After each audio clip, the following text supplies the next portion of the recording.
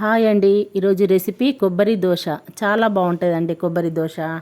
ఒక గ్లాసు మినప్పప్పు, 3 గ్లాసుల బియ్యం తీసుకున్నానండి. హాఫ్ ముక్క కొబ్బరి, హాఫ్ ముక్క సరిపోతుందండి. కొన్ని మెంతులు వేసి శుభ్రంగా కడిగి ఒక 3 అవర్స్ నానబెట్టాలి. కొబ్బరి శ్రావణ మాసం కదా, కొబ్బరికాయలు ఎక్కువగా కొడతాము. అలాంటప్పుడు ఇలా చేసుకోవాలండి.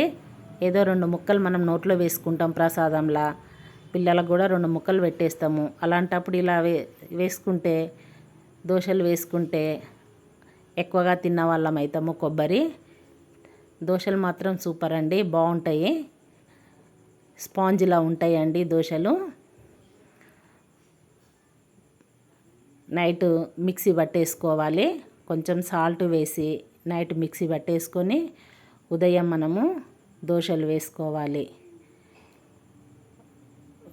కొబ్బరి కూరలలో అన్నిట్లలో వేసుకుంటాం కదా, ఇలా కూడా చేసుకోవాలి. పచ్చి కొబ్బరి చాలా మంచిదండి. కొబ్బరి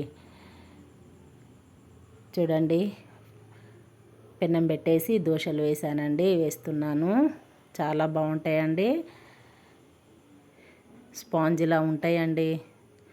పల్చగైనా వేసుకోవచ్చు, పల్చగా కూడా బాగానే ఉంటాయి. దోశ రెడీ.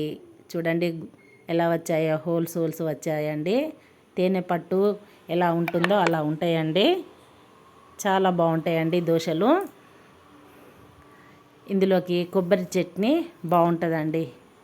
ప్లీజ్ సబ్స్క్రైబ్ చేయండి, లైక్ చేయండి, షేర్ చేయండి, నాకు సపోర్ట్ ఇవ్వండి.